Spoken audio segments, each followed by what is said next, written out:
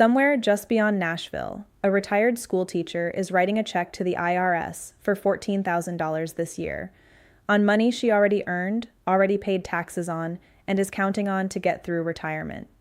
She didn't break any rules. Her accountant didn't slip up. The problem is simpler and more frustrating than that. Nobody ever sat her down and explained that the U.S. tax code contains 3 specific account types where her savings could grow entirely beyond the IRS's reach. We're not talking about deferring taxes or shaving a few dollars off the bill. We're talking about money the IRS legally cannot touch, permanently. Carry that $14,000 across a 20-year retirement, and you're looking at $176,000 funneled into the Internal Revenue Service that no law ever said she had to pay.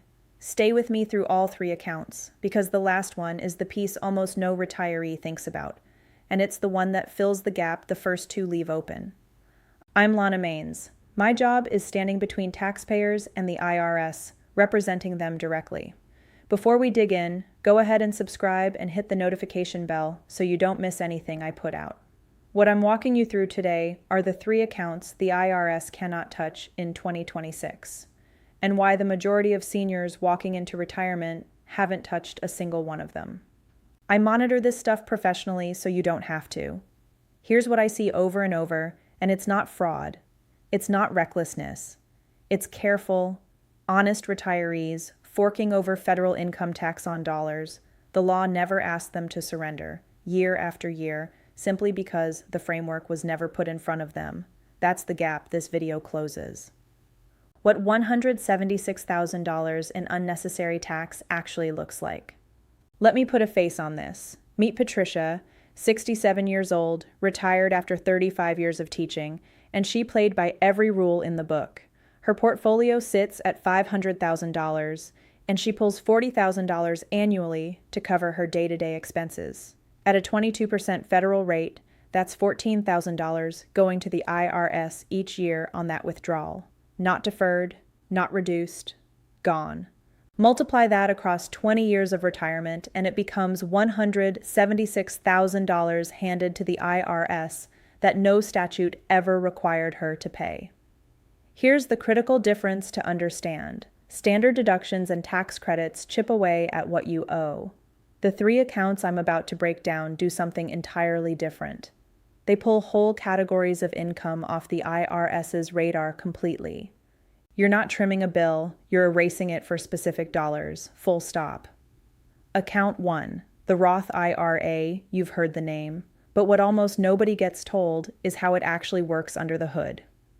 Under Internal Revenue Code Section 408A, Roth IRA contributions go in with money that's already been taxed. From that point forward, everything inside the account grows without taxation. When you pull money out in retirement, every dollar comes out tax-free. The IRS holds no claim on those distributions. Not a fraction, not a bracket, nothing. Here's where it gets powerful. Roth withdrawals don't register as income for federal tax purposes. That means they won't push you into a higher bracket, and more importantly, they don't inflate your provisional income, the figure the IRS uses to calculate how much of your Social Security gets taxed.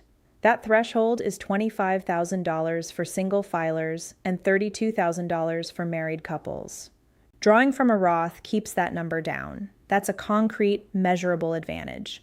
For 2026, you can contribute $7,000 annually if you're under 50, and $8,000 if you're 50 or older. Someone who funds $8,000 a year from age 45 to 70 at an average 7% return builds roughly $340,000, and every penny of it is tax-free at withdrawal. Now, there are income phase-outs.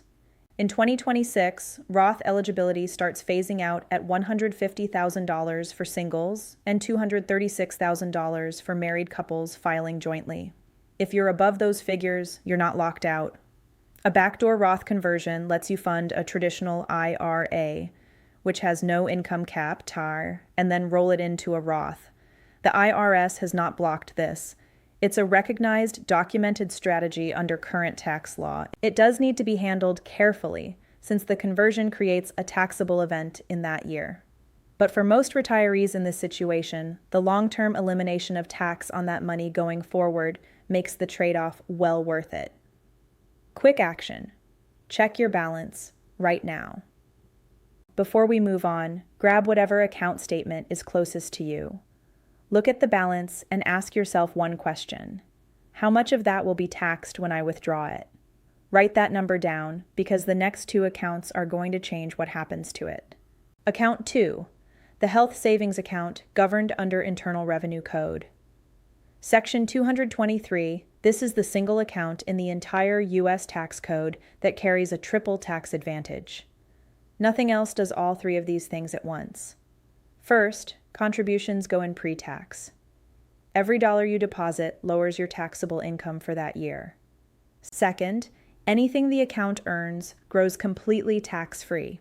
Third, withdrawals for qualified medical expenses come out tax-free at any age. Once you hit 65, withdrawals for any reason are taxed as ordinary income, which effectively turns the HSA into a second IRA with a medical expense bonus built in. This account also plays a critical role in managing something called IRMAA, the income-related monthly adjustment amount.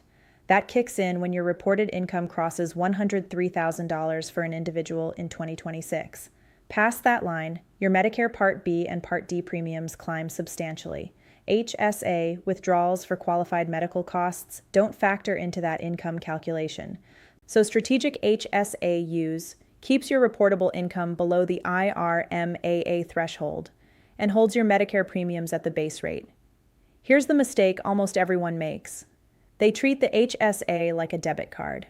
A bill arrives, they pull from the HSA, the balance drops. The right approach is the opposite. Pay qualified medical costs out of pocket when you can, and let the HSA sit and grow tax-free for years. There is no expiration date on reimbursing yourself. Hold on to your receipts, and when you need a tax-free withdrawal in retirement, the documentation is already in your hands. For 2026, the contribution caps are $4,300 for individuals and $8,550 for families. To participate, you must be enrolled in a high-deductible health plan. Account 2 pulls off three things no other account structure does simultaneously, and it keeps you under the Medicare surcharge line that most comfortable retirees don't even realize exists until it's already hitting their wallet. A resource you should grab. The exemptions, the breaks, the refunds, most seniors already qualify for these but never claim them. I've compiled every one of them into a single resource, organized state by state and form by form, so you're not burning hours combing through government websites. It's all laid out clearly so any retiree can pinpoint what applies to them. No matter where you live, there's money you're walking away from. It's called the Senior Exemption Playbook, and you'll find it in the first pinned comment right below this video. One tap and it's yours.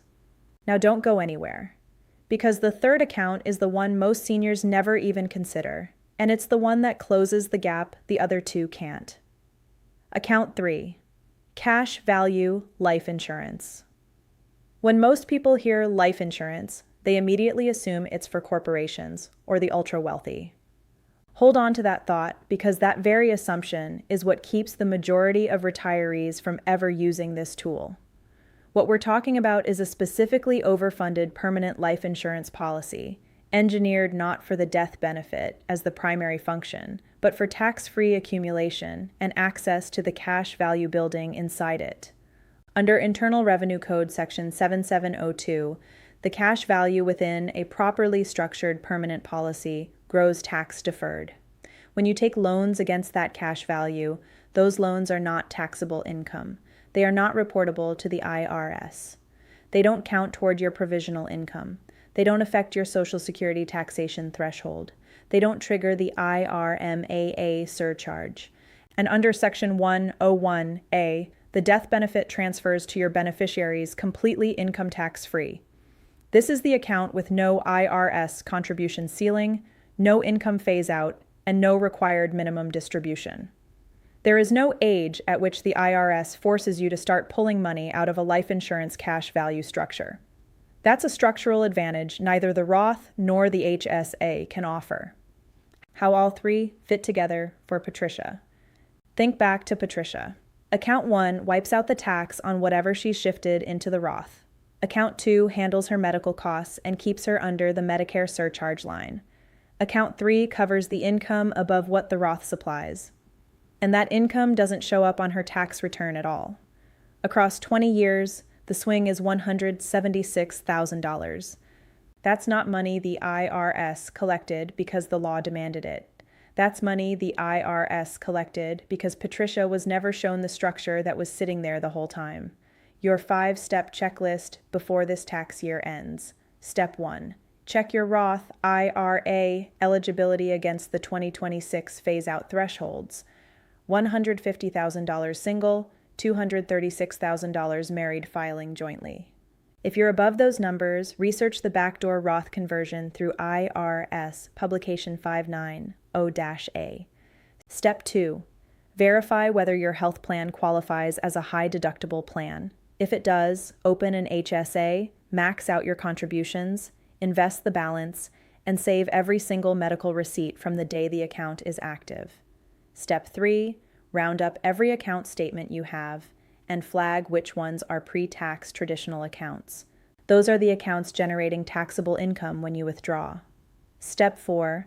If your pre-tax balance exceeds $300,000, book a consultation with an enrolled agent or fee-only planner who specializes in retirement distribution strategy.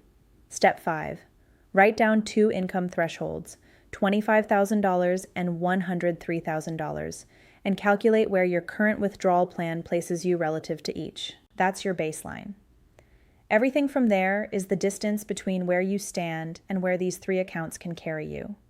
Patricia was handing over $14,000 a year and had never heard of any of these accounts. The question was never whether they exist. They're written into the tax code right now. The question is whether you'll be using them before this year closes.